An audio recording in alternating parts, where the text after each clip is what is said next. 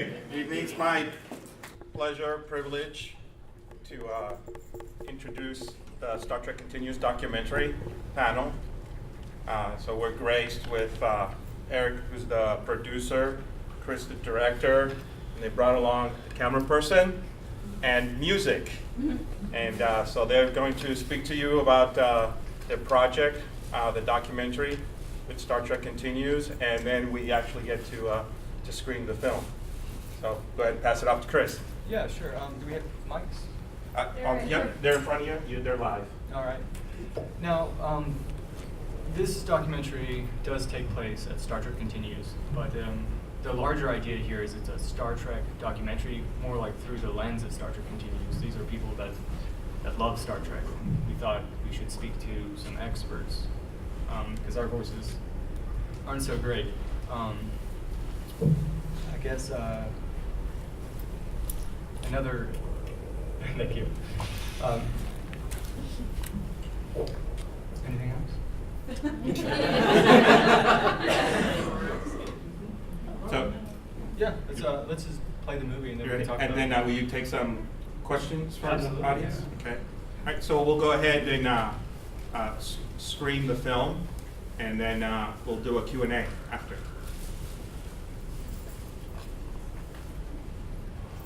If you had to choose, right, and now you have to choose, which one is your favorite series, right? So if you were a big fan of Voyager, right, you raise your hand. Remember, our Trek director is Ensign Kim. Okay. DS9, all right, that's like your favorite. Okay. The Next Generation, right, if I had to choose, right? And then look at Ginger. She got half up there, right? Star Trek Continues. She has to pick two. All right. And of course, there's the original series, right? Okay. Just to give you guys an idea of who you have in the room. Okay. What, no Enterprise? What's that? Oh yeah, no, I'm sorry. Enterprise, it really does count, okay? Even though technically it doesn't, it's the only series, right, that doesn't say Star Trek Enterprise, right? All the other ones are Star Trek Voyager, Star Trek Deep Space Nine, Star Trek Next Generation. Enterprise is truly Enterprise did not get enough chance. They cut it too soon. You think? Okay. Actually, I kind of like it, you know? I like Jayleen Blaylock too, right? Yeah. So Enterprise, it does count. Right? It does count. Okay. All right. Yeah, Enterprise. We got a question already. I feel like we should just go for it. Okay. Right. So questions. This is the first time I've heard of you guys. Sorry, Yeah. but I was just wondering, for example, how much work have you done? How long have you been doing this? Yeah, I guess Eric and I, we kind of started this group. I don't even know if these are on or not. Yeah, I got to put it back up. Okay. All right, now you came back All around. right. Eric, the producer, and I started this little group 5 years ago. I have no idea. And this group as a whole is more about 2 years ago. Eric and I have probably put 15 movies together, maybe. We went to college. Yeah. And you can find us on IMDb. Okay. Star Trek, you can look at all our stuff. But as a group, I guess we've just made, is it just 2 movies together? The Starship Cinema, we did a musical, and that's actually how we got our foot in the door with Star Trek Continues. Okay. Cool. Thank you for the question. Thank you. Does anyone else want to thank you for the question? Oh, that's me. Just curious for the whole group of you, what if any difficulties did you face while, I guess, planning and executing the filming, and I guess how did you resolve them? And that's my question. Filmmaking is always a nightmare. That's to start with. So, Eric and I, we've been making movies for, like I was saying, 5 years, done so many movies together, and as we're wrapping up a movie, we always start talking about our next movie. The thing about presenting a movie at a convention or a film festival is that's when people are interested. So you got to have your next movie already planned. And inevitably, we're talking ideas. It gets late into the night, and it just turns into, remember that episode of Star Trek? We've been doing that for years, just wasting time. And what happened was we were going after a film grant in South Carolina, and we got turned down for this several times. And we're going for it again this year, and we decided to come up with a movie that was big enough to where we couldn't do it if we didn't get the grant. We wanted something a little risky, and of course we got turned down. And so we're thinking of ideas like, you know, we have all this creative film energy ready to just go and do something. What can we do that isn't like giant, that doesn't take a crew of 20 people, 30 people, giant, you know, multiple cameras? And we're thinking documentary. We had actually never done one together. And Star Trek is absolutely where our hearts were. And since we were already crunched for time, and we waste so much time talking about Star Trek, we were like halfway done with production. It's true. But I guess to get back on track of difficulties, so we had the idea to do a Star Trek documentary, and we had no idea where to start. We had no foot in the door whatsoever. But I had remembered that maybe 6 months prior, when our musical came out, a producer on Star Trek Continues contacted us. He said a simple line, just a sentence. Love the movie. Great to see that you guys are doing cool stuff in South Carolina. And of course, you know, if a Star Trek person says anything to you, you remember it for the rest of your life. And we just took a risk. You know, contacted him out of the blue. Hey, do you remember us? And didn't hear a thing for a week. And I got a phone call, and he's like, "Wow, you want to do something Star Trek? I want to talk to you right now." And we met him, and he said, "We're filming in a month. Can you figure it out?" And we lied to him. We said yes. Do you want to continue this? I think the difficulty is just having a month or so to come up with a movie and to figure out how to fund it. And so, I mean, you may have seen that we had Kickstarter help. So we had a lot of really great people that helped us with that. That was very difficult to get ready in time. And then you're working with limitations in film all the time. So that's definitely. One of the interesting things about the Kickstarter is after our meeting, we had to put the Kickstarter together in, you know, a couple of days, and the Kickstarter would take a month. And the day that it ended, we left for Star Trek Continues. We had no idea if it would be successful or not. We said it would be. And even the Kickstarter money doesn't get to you until a month or two later.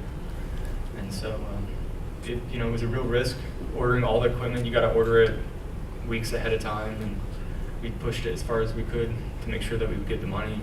And that meant, you know, some stuff we had to get from different locations, and we just had to mix match it, and we didn't get everything we wanted.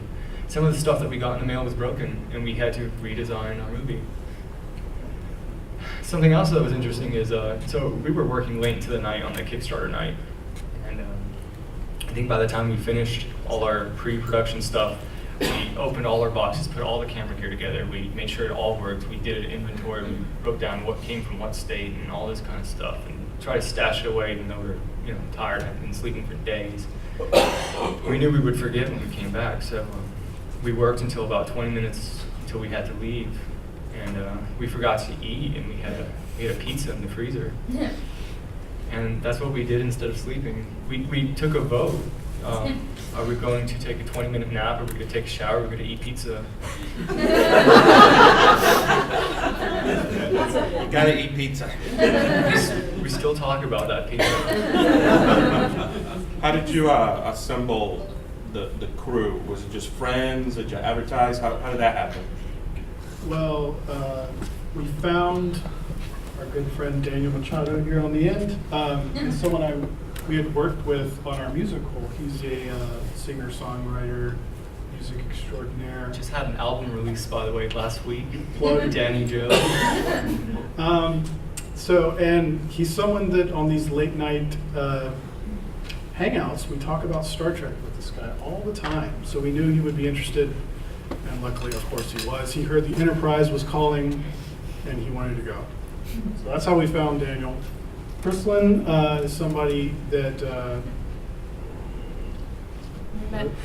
I met them on a feature film set in 2013. and they showed me some of their films, and I was really impressed, and I wanted to be their friend. So That film, by the way, America the Movie, one of the worst movies of 2013. we worked on it. So, going back to difficulties, you know, this is a emotional roller coaster that never ends. We drive straight down to Georgia from not sleeping to eating our pizza to directly into shooting. We had an interview we wanted to get. The guy was flying out, and 20 minutes after we got there. So we got into the building, and the producer that was our contact met us on the way in. We waved to him. He asked us how we were doing. He said it was great. And we thought we were on top of the world, and we're in Star Trek land, and we're about to meet one of our heroes. So we took the interview, we got him out of there, and then we actually kind of got kicked out. Nobody knew who we were except for the producer, and what we didn't understand was he was on his way out. He had an emergency, and he sent emails to all the appropriate people. But they're shooting, 14 hours a day, 16 hours even sometimes. And of course, no one got that email, and we were party crashers for a while there. We were not allowed to shoot, and so we had to redesign our movie. One of the things about Continues is, these are people that are just pouring everything they have into make this show, and that's not the resources that you would expect from a show of this size. And the lighting grid is something that is just not up to like a studio standard. They're putting it together with all the love that they have, and they can't light more than one set at a time. And so our original concept, which had always been shifting since we planned it a month ago, we were still working it out. But we wanted to give life to the Enterprise. We wanted to speak about it as a character, the ship that we all, I think, have some sort of attachment to, something that carries over through multiple series. And we couldn't do that. The sets that we wanted were no longer available by the time that we were really allowed to shoot. So we had to do what I said that we would never do, which is shoot a talking head documentary. That's entirely the movie. It was something that we had planned on a solid 3 days of filming turned into more of a day and a half. So it was not what we had planned, and we spent many a night eating pizza in our hotel, crammed together, figuring out what our new story was going to be. And luckily, everybody at Star Trek Continues helped facilitate a great discussion, and they gave some terrific answers. I would love some more questions. We got one right here. Is that Malcolm Reynolds?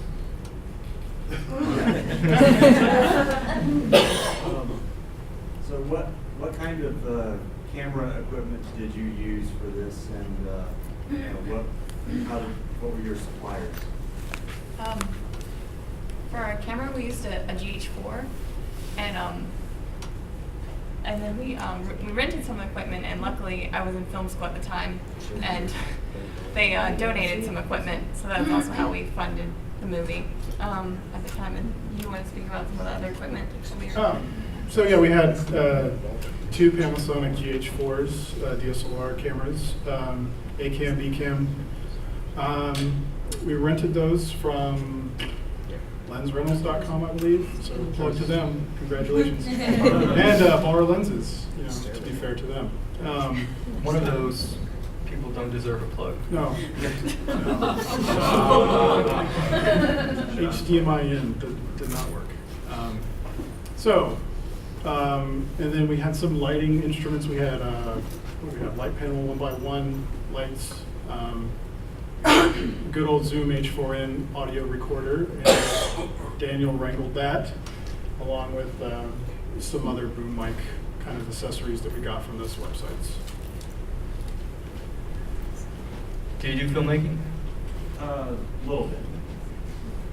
Something I want to get more into, and I'm always interested in hearing about what type of equipment because there's so much you can just walk into a Best Buy, Right. and you get feature quality material. Most of what we had would be available at Best Buy. Maybe not the lights, but otherwise, yeah. Or the GH4? On the website. Okay. we have any more questions? Let's take it right here. December? Late December. It was December, yeah. Yeah, late December. I think it was around the 19th. We were there about 3 days. We had another question. Question for Daniel. What were you going for with the musical score? Like, how do you wrap your head around making music for a movie that's not a direct copy of music everybody already knows, but still fits the feel of the film?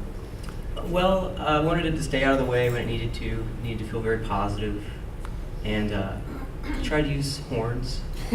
Star Trek is horns, but tried to work in some strings as well, and tried to give everybody a theme to a certain extent. Larry, who did the kind of flawless retelling of that scene, and that was an accident in that, well, it wasn't an accident on his part.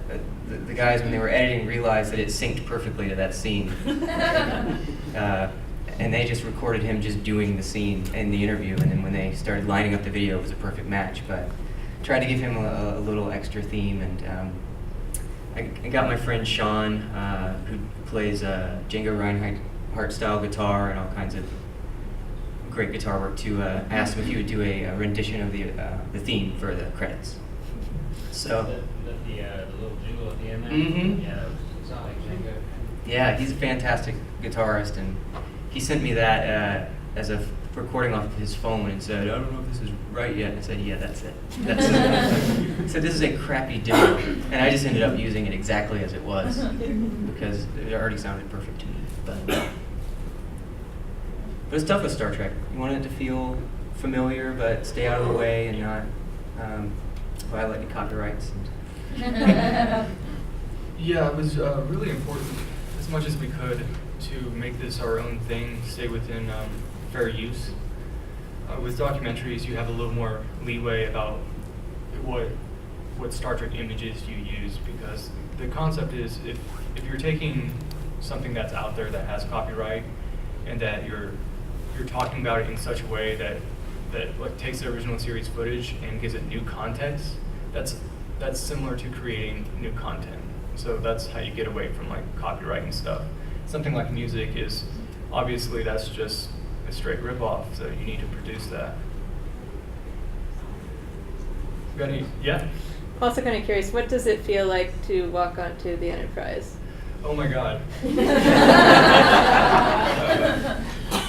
Wow. Yeah, we were all there the moment that you walk on there. I think it was Royal, one of the set builders. Royal Weaver. He says it best, like when you enter the Enterprise for the first time, you are the age that you were when you first saw the Enterprise. So I was 7 years old. That's how it felt, you know.